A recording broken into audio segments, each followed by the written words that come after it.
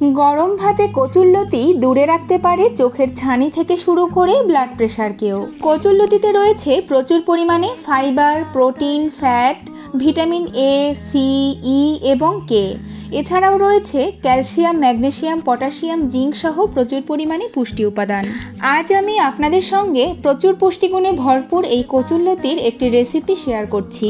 আর তার জন্য এখানে আমি সরু সরু দেশি কচুরলতি কেটে নিয়েছি। যেহেতু কচুরলতির আজকের এই রেসিপিটি পুরোপুরি হাতে মেখে করব, সে কারণেই প্রথমে কচুরলতিগুলোকে ভালো করে ধুয়ে তার সঙ্গে দিয়েছি কুচনো পেঁয়াজ, রসুন, কাঁচা লঙ্কা, আরও দিয়েছি হলুদ গুঁড়ো, লঙ্কা গুঁড়ো আর সর্ষের তেল।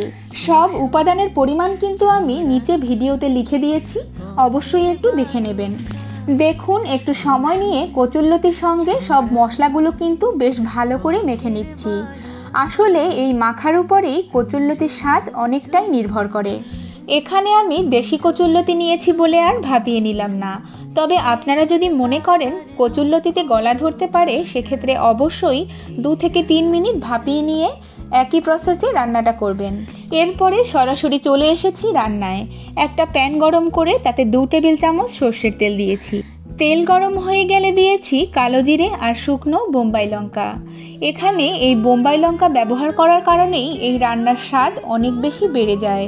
তবে আপনাদের কাছে যদি না থাকে, সেক্ষেত্রে অবশ্যই শুধুমাত্র শুকনো লঙ্কা দিয়ে এটি করে নেবেন। আর টাটকা বোম্বাই লঙ্কা থাকলে তো কোনো কথাই নেই। পুরো রান্নাটা আপনারা বোম্বাই লঙ্কা কিংবা নাগা বোম্বাই দিয়েই করে নেবেন। এরপরে সামান্য রসুন আর পেঁয়াজ কুচি দিয়ে ভেজে নিচ্ছি।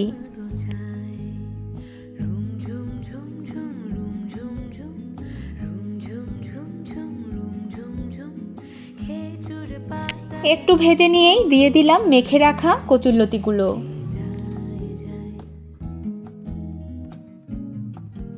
বোলটা ধুয়ে সামান্য জল দিয়ে দিলাম, যাতে কচুরলতিগুলো ভালোভাবে সিদ্ধ হতে পারে। অবশ্যই এই পুরো রান্নাটা আমি গ্যাসের ফ্লেম লোয়ে রেখে করে নেব। এবারে ঢেকে দিয়ে 10 থেকে 12 মিনিট রান্না করে নিয়েছি। 12 মিনিট পরে ঢাকনা তুলে একবার শুধু নেড়ে দিচ্ছি, যাতে কড়াইয়ে লেগে না যায়। দেখুন, এরই মধ্যে কচুরলতিগুলো কিন্তু 70% বয়েল হয়ে গেছে। এবারে ঢেকে দিয়ে আবারও রান্না করে নেব 5 মিনিট। উপর থেকে কিছু ধনেপাতা ছড়িয়ে দিচ্ছি। আপনারা চাইলে স্বাদের জন্য এখানে সামান্য চিনিও ব্যবহার করতে পারেন, কিন্তু আমি আর করছি না। দেখুন, কচুরলতিগুলো কিন্তু পুরোপুরি বয়েল হয়ে গেছে আর কড়াইয়ের গায়ে লেগে লেগে সুন্দর একটা কালার চলে এসেছে। এবারে গ্যাসের ফ্লেমটা বন্ধ করে দেব আর নামিয়ে পরিবেশন করে নেব। আজকের কচুরলতির এই অতি সাধারণ রেসিপিটি আপনাদের কাছে কেমন লাগলো বলুন তো? গরম ভাতের সাথে এটা ঠিক কতটা জমে যেতে পারে, সেটা নিশ্চয়ই আর বলার অপেক্ষা রাখে না। সকলের সুস্থতা কামনা করে আজ এখানেই শেষ করছি। দেখা হচ্ছে নতুন কোনো রেসিপি নিয়ে।